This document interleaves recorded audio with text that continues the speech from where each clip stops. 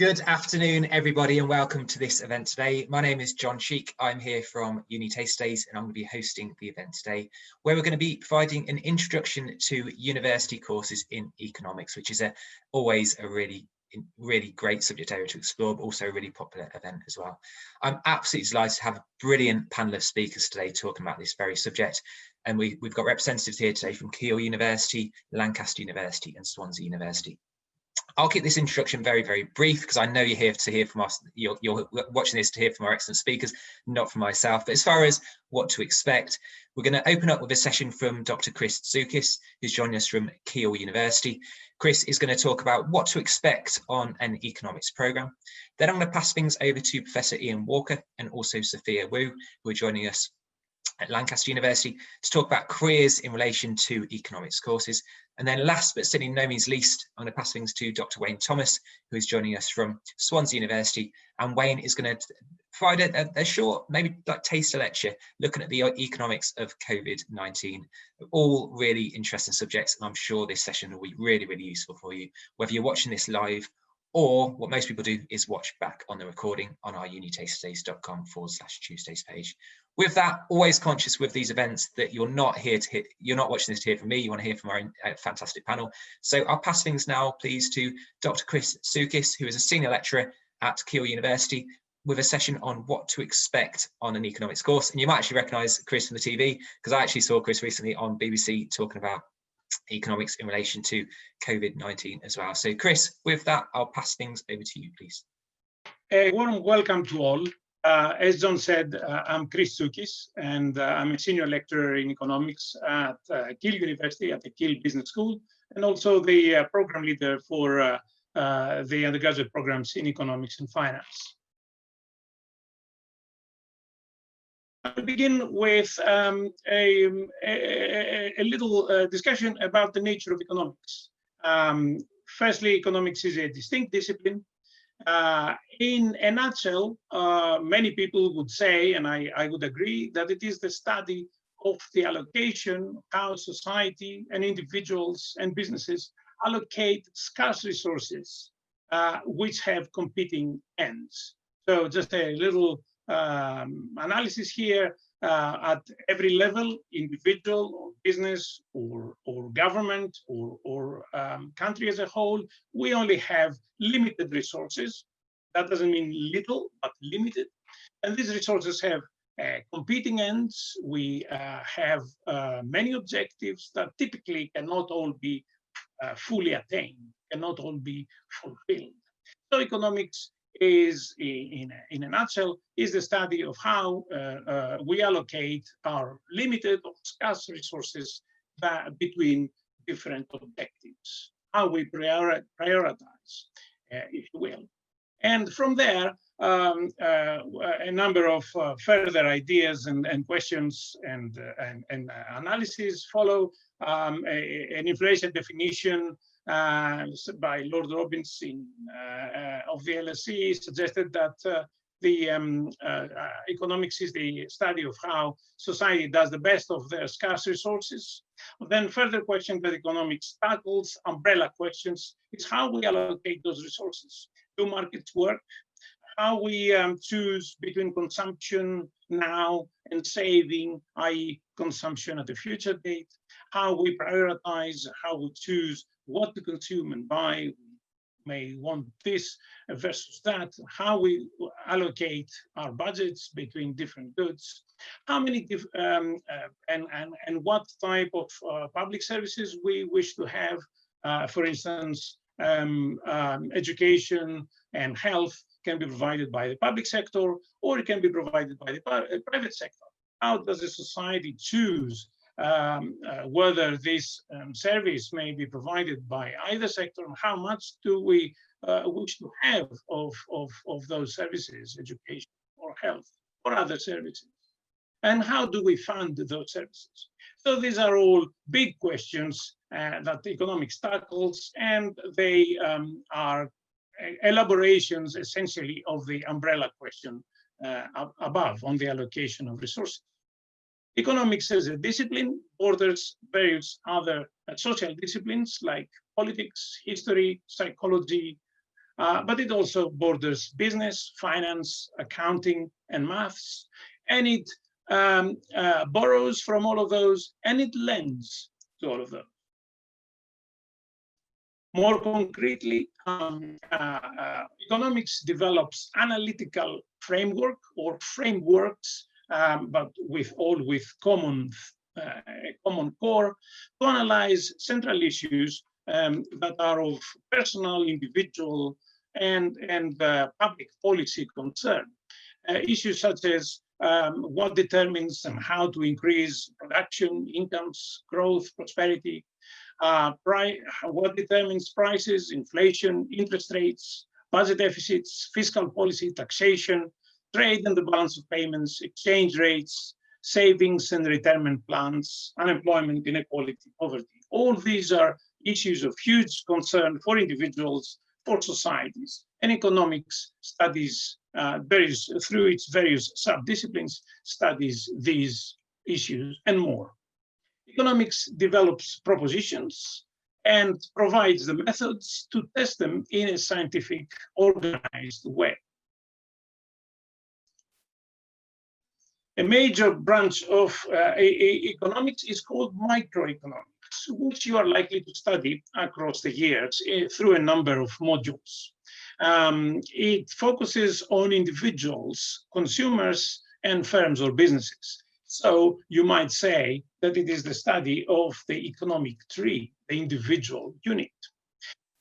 Consumers through their behavior choose how much of various goods and services to demand, how much to buy. Firms through their own decision making decide how much to make available and supply of those goods and services. Then the two, consumers and firms, meet in markets. They are the two sides of markets. And through their interaction in markets, quantities and prices of goods and services are determined. And then the microeconomics studies all this in sophisticated models and systematic analysis, and it studies this and more. And further issues, for instance, concern the role of uncertainty and information in markets, for instance, in auctions. If microeconomics studies the economic tree, macroeconomics, which you're also going to study through a number of modules over the years, studies the economic forest, i.e. the aggregate economy. And then and there, it deals with a variety of questions such as how we measure economic activity, aggregate economic activity, how various variables such as output, aggregate output, interest rates, price level, and the rate of growth of that, inflation rate, are determined, the scope and effectiveness of different policies such as fiscal and monetary policy, budget deficits, spending, taxation, interest rates, money supply. And then it studies other issues such as employment, unemployment, inequality, and so on. Now, one note about quantitative methods, which you are going to study again over the years through a number of modules. Economics as a subject is moderately mathematical. And the reason for that is because the variables we're interested in, such as the quantities of goods, prices, incomes, interest rates, and so on, are all measurable. Therefore, we need math in order to analyze those, make sense of those, analyze them, and quantify them. So economics has more math than other social sciences. But less than, much less probably than, say, engineering or physics. But some willingness, the bottom line is some willingness to face quantitative methods and is important. The level of mathematization varies across individual degrees, programs, and thereby their entry requirements are also different. Some programs, some universities require A-level math, and some of them require a good degree, a good score in that, a good grade in that. Others do not require A-level math. So the best thing is to inquire about the level, the degree of mathematical sophistication of a program and of the entry requirements at individual programs. When you visit open days, maybe virtual open days, inquire individual admission students. But one thing to remember is that advanced numeracy, i.e. this collection of quantitative skills, is a very desirable employability skill. As an economist, as a young economist, you are likely to be asked, professional economist, you are likely to be asked to take theories to the data, quantify, use your skills. So they are very desirable employability skills. So typically, you're going to have a year-long study of math, a number of modules there. You're going to proceed or in parallel to study statistics through one or more modules. It varies. Statistics is a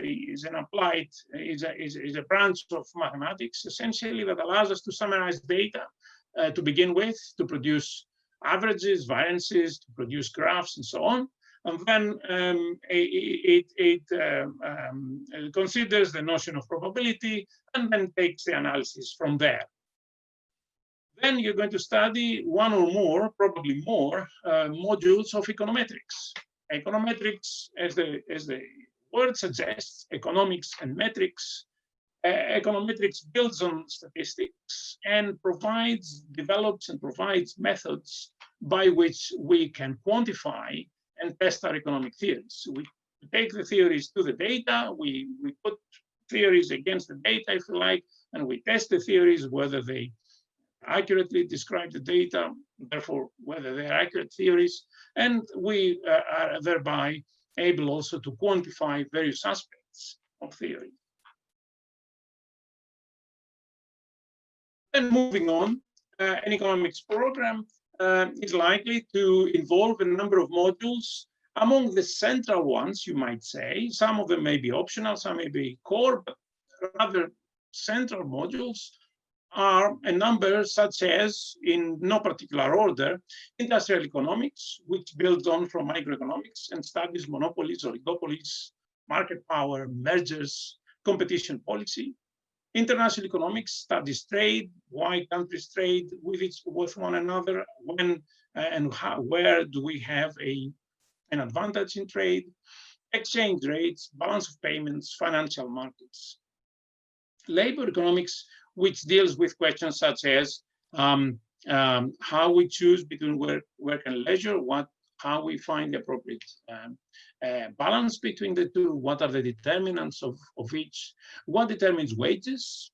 Public economics, which, as suggested earlier, studies the provision of public services and public goods, the finance of those, i.e. taxation, the scope and role of government, i.e. the public sector in the economy.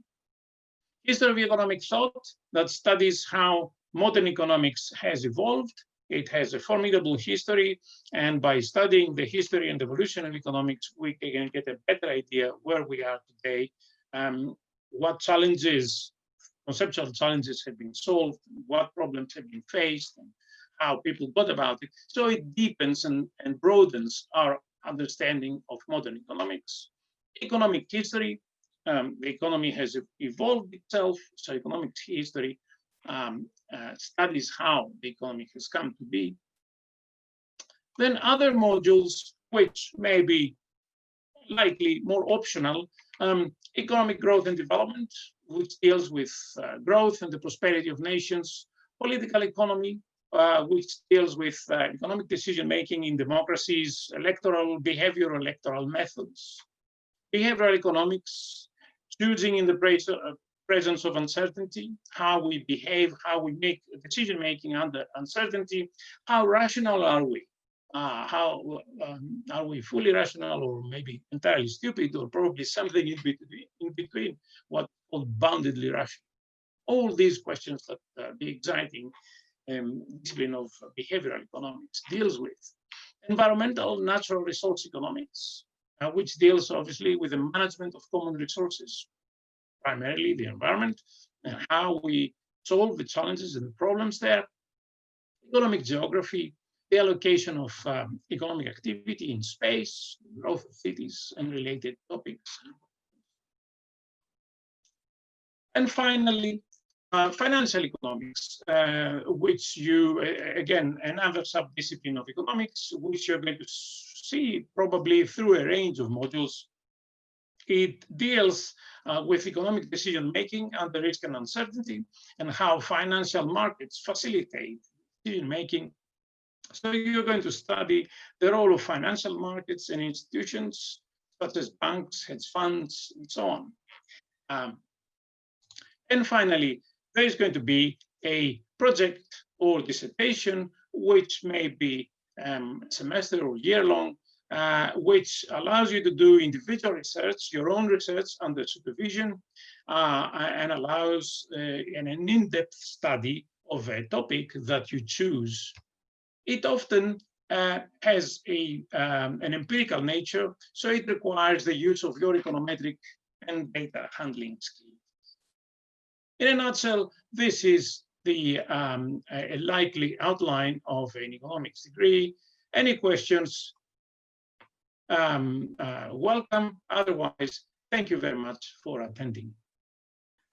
Thank you very much. That was Dr. Chris Tsoukis joining us from Keele University with a really great introduction looking at what to expect on an economics program. Really appreciate that, Chris. Thank you. So our next speaker speakers are going to talk about careers in relation to an economics course. And I'm delighted to be joined by Professor Ian Walker and also Sophia Wu, joining us from Lancaster University Management School.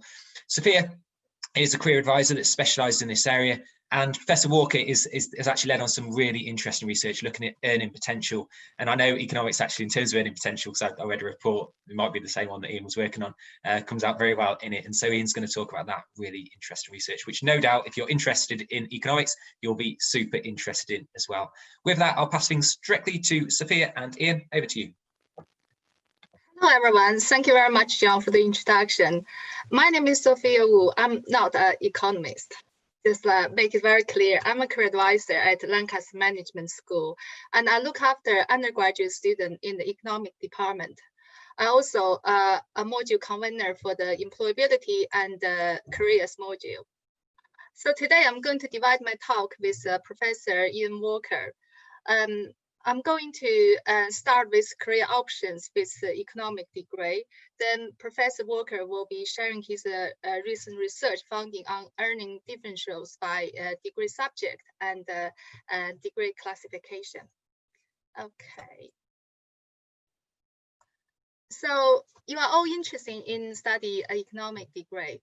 I guess that's why you're here. So I'm going to talk about why study economics. What are the career options? What you should do when you consider a career.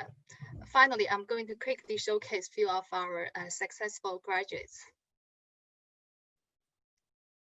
So when I ask the first year student during the Freshers Week, why do you study economics? I tend to get those answers. I'm interested in subject as my A-level economic teacher was brilliant, and he recommended me to do a degree in economics. Or some students may say, I want to get a job in the financial market and get paid lots. And I believe doing an economic degree will give me a strong foundation to get into that sort of career. And some may say, I want to become an economist or get a job in academia. Right, let's take a look what the student would ranking the top jobs in the first week during the Freshers Week. So that is kind of a quiz I do during the induction talk. So as you can see, the banking, finance become a very top jobs with economics degree. That's not a surprise. But on the other hand, you can also see some of the jobs which like sports economics, which is more specialized in a certain area. And some jobs come up as well. I'm really sorry with this auto switch. So I probably leave at this, probably that's a bit better, because some students may think they want to do something which perhaps in the management, but that will apply to any of the area of the sector. So there are many of the career paths our economic student may undertake, and also they can really, it's true that having a degree will give you a foundation to get into any possible area you want to get into. It doesn't really stop you to doing something just pure economics or something related to the financial market. It can be your stepping stone to get into any sectors. The reason I'm saying that, because I'm going to showcase some of our successful graduates, so you can see the field and sector they are currently in. Nina, she graduated 2018. She did summer internship with one of the government service, and then she joined the civil service fast stream. Currently, she's working for NHS on secondment as a project manager after spent a year in the Department of Work and Pension.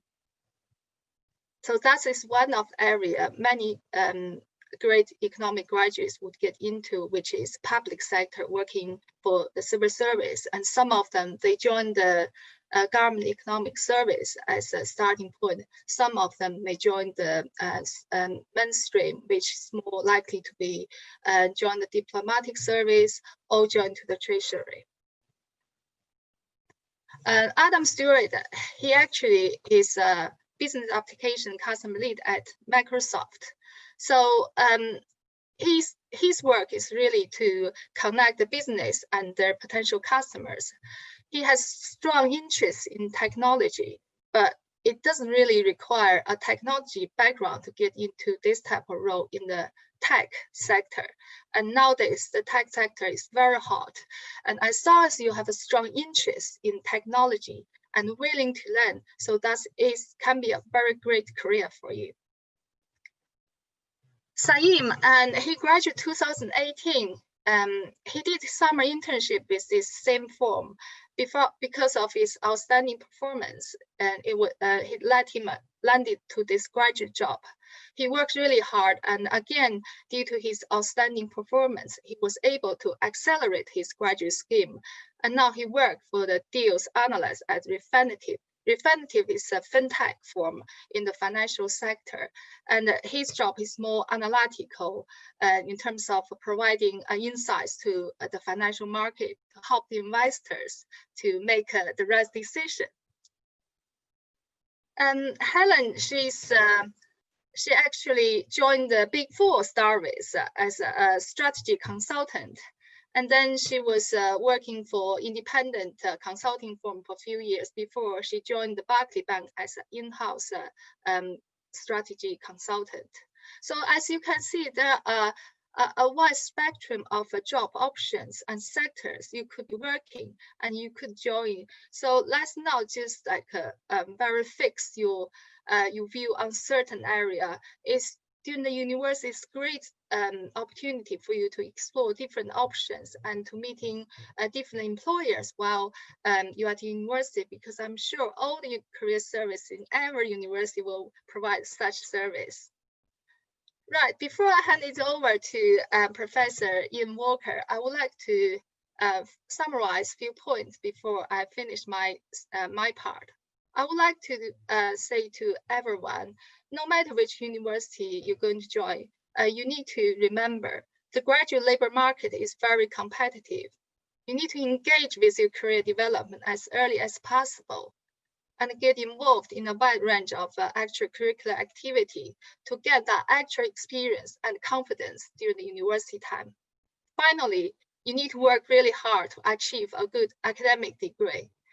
And because that definitely has got a very positive correlation to your future earning power. Now I'm going to hand it over to Professor Ian Walker, and he's going to tell about showcasing his research finding. Great. My name is Ian Walker. I'm Professor of Economics at Lancaster University. As you can see from my video, I've been around for a long time. I've had experience at Lancaster, but also prior to that at Warwick. I actually was a professor at Keele for quite a long time. I started my career at Manchester. In between, I've been all around the world doing a lot of economics research. One of the big differences between economics at school and economics at university is that what you do at university is all about research-led teaching. Our teaching is not really about teaching. It's not for you to learn economics. It's for you to understand economics. That's a big difference, and students find it difficult to get their head around that, and it takes a while to get adjusted. Economists, as you've heard from Chris and from Sophia, economists get everywhere and do everything. It's not just macro. In fact, it's mostly micro issues. Economists get everywhere because nothing is free. Everything costs. So every issue that you ever come across is fair game for economists. So in the health sector, they need economists. In environmental sector, they need economists. My research has covered many, many different things, and but they all apply the same kind of toolbox to a wide variety of issues. What I want to talk to you about today is about higher education and the effects of higher education on earnings. I have to say that this work is funded by the Department of Education. It's joint work with an IFS research team. You will have heard of the IFS, I'm sure. And the views here are not the views of the government or the Department of Education. Okay, so next slide. Okay, so as Chris was saying earlier, economists do theory. They think about simple models to capture complex ideas. The theory I want to talk about here is the theory of investment, but this is not investment in financial assets. It's not investment in physical capital. It's investment in skills, investment in human capital. Like other investments in human capital yield a return. Employers pay more for people with better skills. The whole idea of investment is that you invest your resources now in return for higher future incomes. But of course, higher education is a rather risky investment. We don't know what the future will bring, and it's hard to forecast what will happen. And just as in finance, there are good investments and bad investments. In particular, higher education is particularly risky because it's a one-shot gamble. You only get to live your life once, and you never get to choose a different degree to take. Once you've done one, that's it. So an important question for you to answer is what type of higher education investment do you want to do? Which of them are going to pay off for you? And to do that, we need to look at the data. Next slide, Sophia. Okay, so the Department of Education has a huge new data set. What they did is they merged together tax returns with higher education records and school records for everybody born every year for about the last 30 years. What we want to do here is compare the earnings of graduates with non-graduates. Actually, that would be a start, but it might be a bit misleading. It will be misleading because graduates are different from non-graduates, apart from the fact that one group went to university and the other group did not. What we really want to do is compare graduates' earnings with the earnings they would have had if they hadn't got some higher education. What we want to do is compare graduate earnings with the counterfactual earnings, what they would have earned if they hadn't been a graduate. Unfortunately, we can't rerun history, so we can't observe an individual's counterfactual earnings. This is sometimes referred to as a missing counterfactual, and as Chris was talking about earlier, we need econometrics to do the modeling for us here. So behind this research is a lot of econometric analysis, which is all about modeling this counterfactual, trying to figure out what a medic or an economist or a creative arts student would have done in the absence of their degree. It turns out it really matters a lot what curriculum you study. The subject you take matters hugely. It turns out that economics develops very different skills in individuals than, say, creative arts does. And of course, the counterfactual also differs. You have to get into an economics course, you need to do probably some maths. At least it's good GCSE level, maybe it's A level. And those math skills are important even if you didn't do economics. So the counterfactual differs. People who do economics have a better counterfactual than people who do creative arts, typically. So the counterfactual differs. It differs across subjects. It differs across institutions. It differs across institutions for given subjects. So you need to think very carefully about what it is that you want to do and where you should do it. Next slide, please. Okay, so this graph shows you the results of a lot of econometric analysis. What it does is it tells you in the black dots what the earnings are for graduates from different subjects. So you can, relative to non-graduates. So you can see that medics and economists earn 80% or so more than non-graduates do on average. But the red dots show you the earnings relative to your counterfactual. So take the economics dots.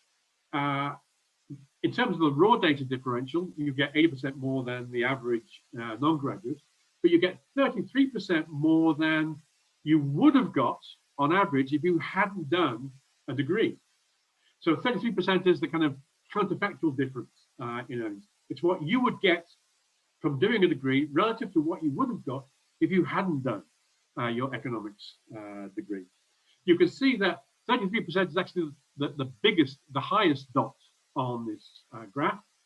It offers the biggest return relative to the counterfactuals. So economics is the subject to choose if you're interested in making money. Next slide. So secondly, it really matters where you go. So what we've done here, taken the same data, all the earnings of these millions and millions of people, and looked at how those earnings differ according to which institution they attended. So you can see, and these have been ordered from the bottom to the top, left to right. So Leeds City at the bottom, LSE at the top. And the graph shows you the percentage difference relative to the counterfactual, relative to the average non-graduate. So you can see that LSE students earn 120% more than the average non-graduates. But again, LSE students are better than your average students. And these people would have done better in the non-graduate labour market if they hadn't gone to university. So the red dot is substantially below the black dot. But nonetheless, a 60% differential in your earnings is a huge amount of money measured over your lifetime. So these figures actually, these differential earnings figures show serious amounts of additional income associated with doing a degree relative to not. So it matters what you do, and it matters where you do it. You can see that this snake gets very steep towards the end. There are big additional returns to go into the very best places. Next slide, please. So this snake shows you for every course that we were allowed to analyze, that's about 1,400 different courses, what the differential earnings were relative to the counterfactual. And you can see that each red dot corresponds to a course, and the yellow dots correspond to Cambridge courses. We just picked out Cambridge to show you what happens in a particular institution. So Cambridge Economics is a very good subject to, is a very good course to do. You get a substantial increase in your earnings because of that. But you can see that even at Cambridge, there are degrees you can do which actually don't make money for you. Like English or creative arts are below the origin in this picture. So there's a negative return to investing in those skill sets. Okay, next slide, please. The next slide is that this slide is about you. So the subject that you study matters, where you study it matters, but it still depends on you. How well you do in the labor market depends upon how hard you've studied the subject you want to study in the place that you want to study. In particular, your degrees will get classified at the end of 3 years. Students who get a first-class degree get 24% more than students with an upper second-class degree. And those with an upper second-class degree get 22% more than the economic students who got a lower second-class degree. So these differentials are essentially associated with how hard that you work at understanding the curriculum that you follow. So you can see that there's a large rate of return to the effort associated with doing well at university in subjects which offer high returns. But if you looked at, say, creative arts, those differentials would be much smaller. You can see the red blob and the blue blob and the orange blob are much smaller for creative arts relative to economics. So creative arts actually doesn't offer employers very much in terms of extra skills relative to a non-graduate. Whereas in economics, they do. And therefore, in economics, it makes a lot of sense to work pretty hard at mastering your understanding of the curriculum, because the curriculum on average is really important. Next slide. So you might be saying, well, I'm not in it for the money, and that's great. It's true that money is not the only thing that matters. Money matters, but it's certainly not the only thing that matters. So I've been looking in my research at some of the non-financial outcomes of graduates versus non-graduates. So I have data on people's self-reported life satisfaction. So this is tens of thousands of graduates who are asked a bunch of questions about their life satisfaction, their happiness, their anxiety, how worthwhile they feel their life is. You can see that in the left-hand picture, life satisfaction is much higher for graduates than for non-graduates, except at the very beginning. In fact, at the very beginning, your earnings differentials are quite small. The earnings differences don't really start to rise until later in life, and then they're substantial. On the right-hand side, you can see that we can decompose that by different subjects that are studied. Students that study arts, humanities in the blue ellipse tend to be more anxious and less satisfied with their life than the students who study the subjects in the red ellipses. And you can see that business and finance, together with economics, are also in that ellipsis that also includes many STEM students, science, technology, engineering, and mathematics students.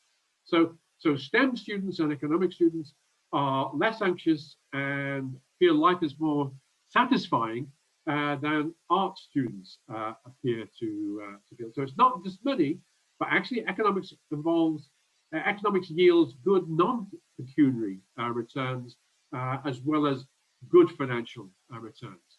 Next slide, please. Okay, so the bottom line is, what advice can you think about? Can I give you? If you're interested in understanding how the world works, then you should think about studying economics. You will find that economics is really very different to business and management. The aims of these courses are quite different. So think very carefully about which it is you really want to do. Economist skills are really highly valued in the labor market. And in fact, even though the world is changing fast, we'll always need economists. Right now, of course, we need health economists.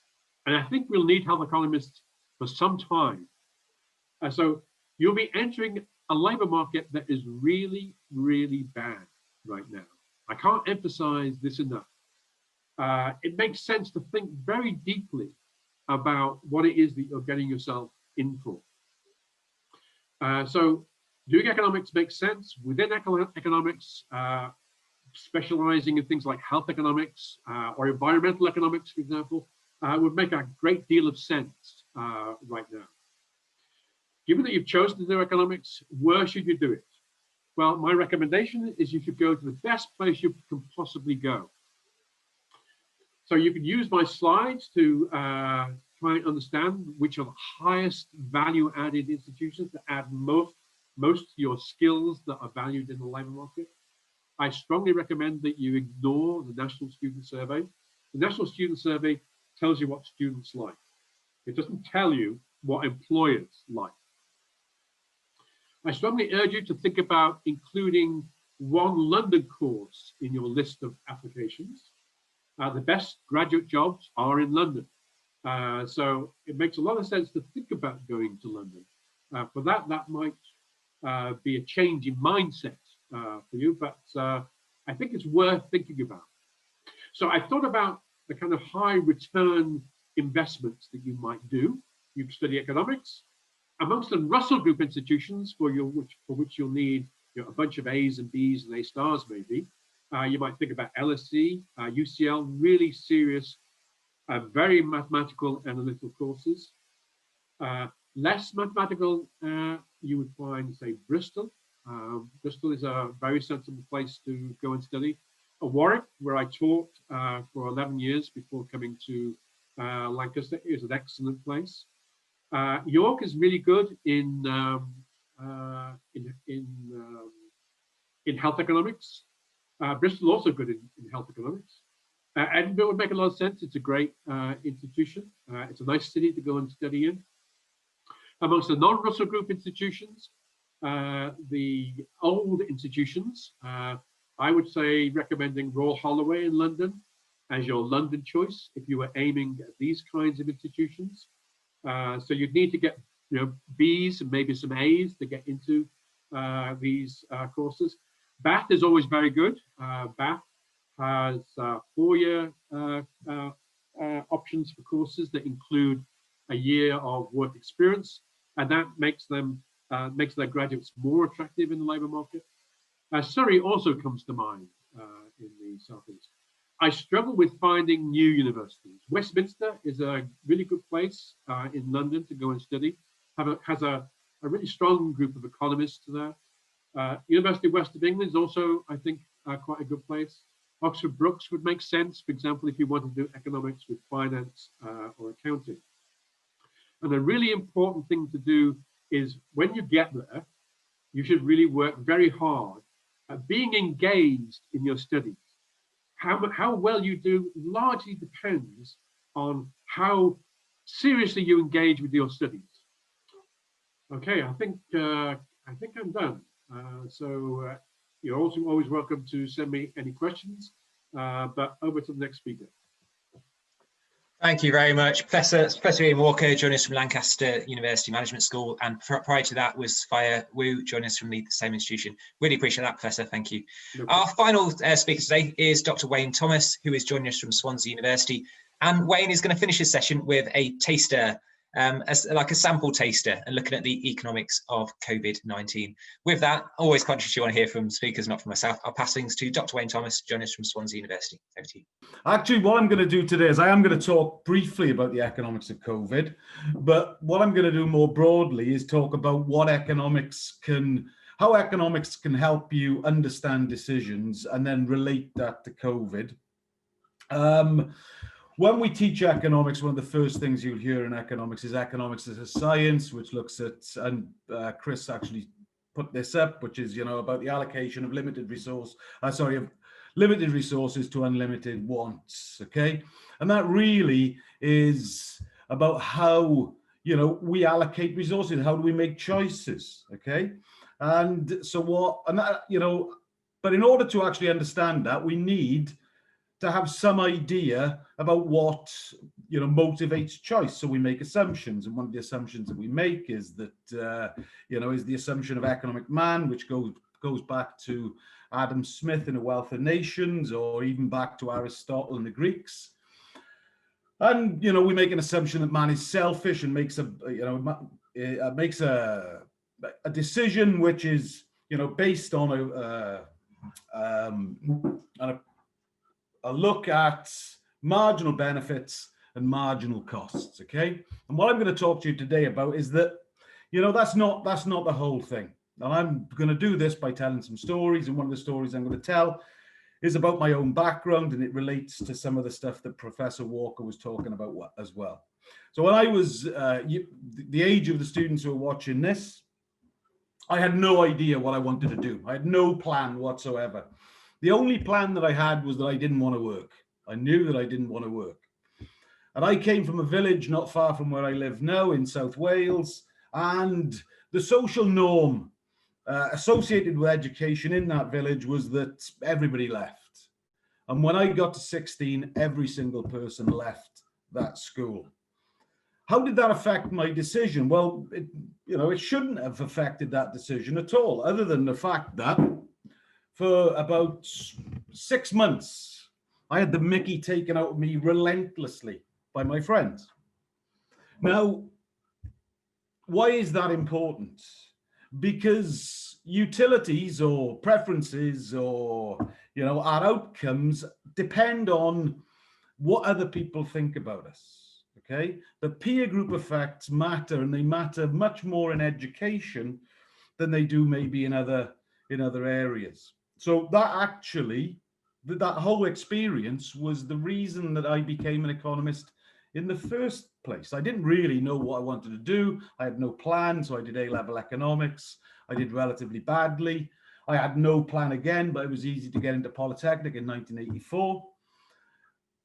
By the time I finished my second year, I had very, very bad grades.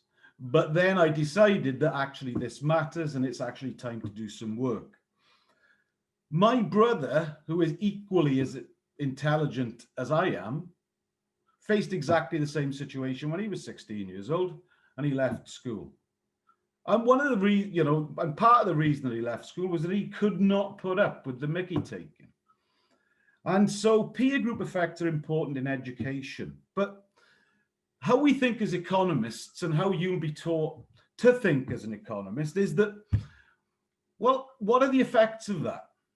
Well, one effect of that is if you think that education is related to, your outcome in education is related to the effort that you put into it.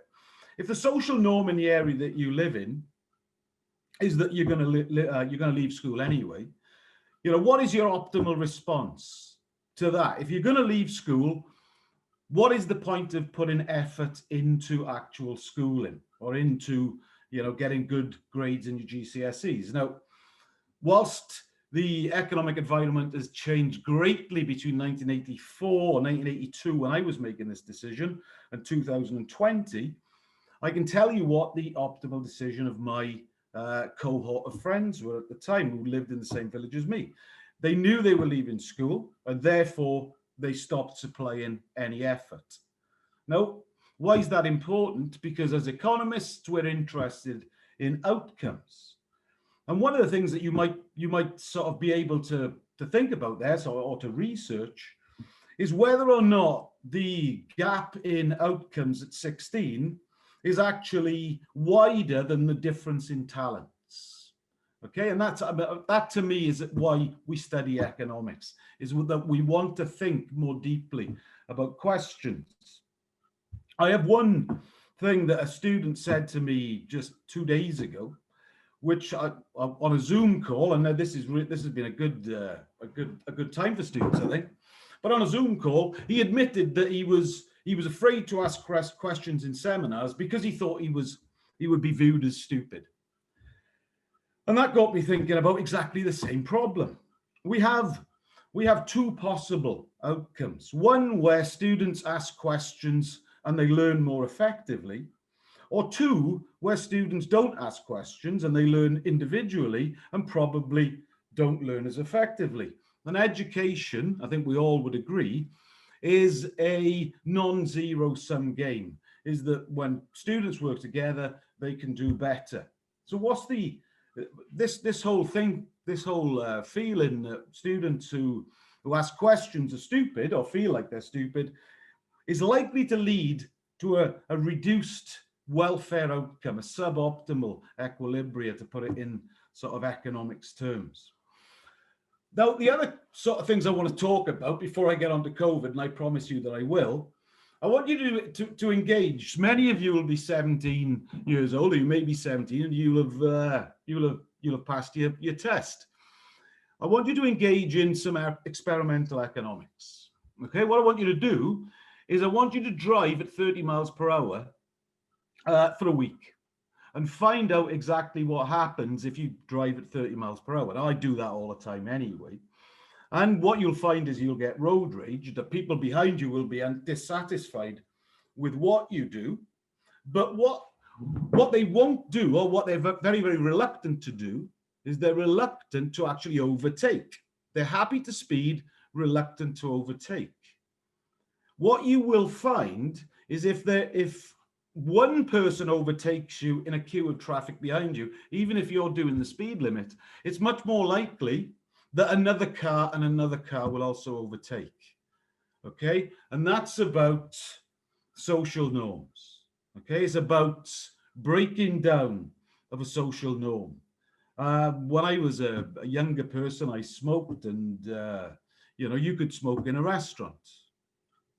Why would you smoke in a restaurant now? It seems insane, but you could smoke in a restaurant. But if you were in a restaurant and you wanted a cigarette, but nobody else was smoking, it was much, much more difficult to actually light up a cigarette. But if many people were smoking, it was much, much easier to light up a cigarette. And what I'm trying to say here is that your choices are affected by other people. Okay, that we have interdependent utilities, and this is going to bring me on to the COVID pandemic now. So the COVID pandemic, initially, we didn't know very much about it. Okay, so there's some stuff about here about transmission rate. Well, I'll ignore that for the moment. Initially, we didn't know very much about it. Okay, we knew that it was a bad thing. We knew that it, you know, there were potentially bad outcomes, but we had no idea really. There was some information about that if you were older, it was likely to have much more deleterious effects on your health, but we didn't really know very much about it. Okay, we did know certain things. We knew that it transmitted through the population quite quickly, and we also knew that this rate of transmission could be affected by changing behaviors. Now, one of the things that I do in this little lecture, if you're going to take a look at this lecture, is just use a simple model. So Dr. Tsoukis talked about the use of maths, and so did Professor Walker.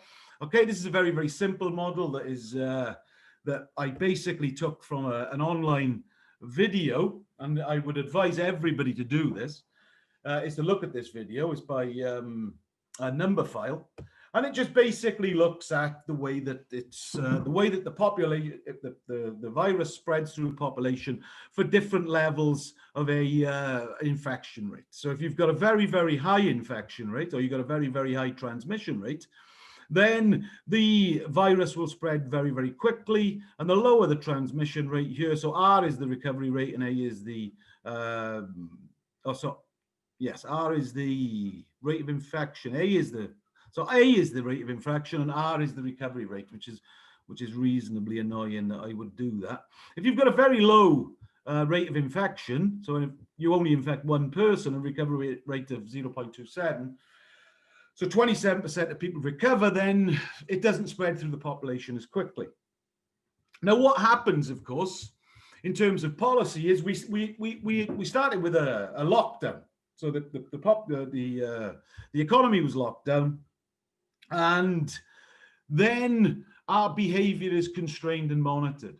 And we're more likely to actually obey the rules of lockdown when we don't know very much about the outcome or the potential outcomes. But of course, through time, those potential outcomes become known.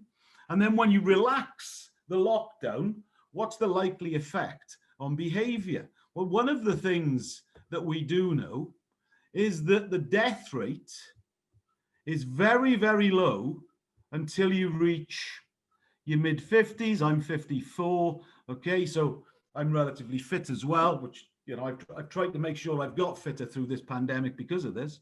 But as you move through these populations, these age cohorts, of course, the death rate increases.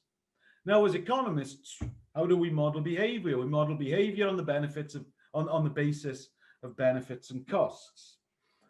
If you're in a very young population, then the cost of actually getting COVID, the probability of dying or something really, really bad happening, is very small. It's very, very small. And the younger you are, the smaller it is. If you're in a higher age cohort, then the probability of something bad happening is very bad. Is very high, sorry, still very bad. Now, that, of course, allows us to introduce the idea of an externality. Now, what's an externality? It's just the effect that my behavior when I was smoking in a restaurant can have on somebody else's outcomes. Okay, so if I'm smoking in a restaurant, the person on the at the table next to me is probably not enjoying their meal as much as they would. And that's exactly the problem that we have here, is that if you happen to be young and society's been locked down, initially you'll follow those rules. When those rules are relaxed, but you're asked to actually modify your behavior, if we think about this in terms of an economic man who behaves selfishly, then you will probably not modify your behavior, because the actual cost of doing so probably outweighs the benefit. And of course, as we go up the age distribution, it's much more likely that you'll modify your behavior. Now, the problem that we have here is that these populations are not independent. If these populations were independent, then there would be absolutely no problem at all. Young people could go around, they could get the virus, some would die, and they've taken, they took that as a risk. And if they don't interact with older populations and put those at risk, then there'd be no problem. The problem, of course, is that populations are not independent, they are interdependent. And what's likely to happen, what's the likely outcome of this, is that you're going to get excess deaths in the higher age category. So more older people are going to die than would have died if the younger populations had actually followed the guidelines and adapted their behavior. Now, what does that mean? And we all know as economists that in order to actually get to the first best solution, we need people to internalize the externality. And internalizing the externality here is very simple. What that means is that you have to understand that your behavior is likely to affect the outcomes of others. And in so doing, then that should increase the likelihood that you will adapt your behaviors. Now, whether or not this is the case, of course, is going to be a research question. Someone's going to want to do this in the future. If you want to see a model which looks a little bit like what I've been talking about, then there's a great maths place on YouTube called 3 Blue 1 Brown. And what he's done is he's looked at this, but he's looked at it, instead of looking at it via age groups, he looks at it in terms of different locations and looks at the spread across locations, but you can adapt it to exactly this. Now, if we can't get a first best, then we need a second best. We need to enforce compliance. What does that mean? Well, enforcing compliance means that you have to have a credible threat, so that if people are breaking lockdown behaviors, or if they're breaking if they're breaking the rules of the lockdown, then what needs to be done is that you need to impose fines. You need something like that, okay? One example of this would be seatbelts. So seatbelts, back in the day, didn't have to wear seatbelts. People didn't want to wear seatbelts, and my father really didn't want to wear a seatbelt until they introduced fines, after which everybody wears seatbelts, and now that's become the social norm. So that's essentially what I want to say, is that economics is a fantastic topic. It's a fantastic subject to study. You learn about behavior. You'll learn about behavioral economics, and that's one of the most interesting parts of it. If you do study economics or anything, go with a plan. If you go with a plan, then you're much more likely to get to the top end of Professor Walker's distribution.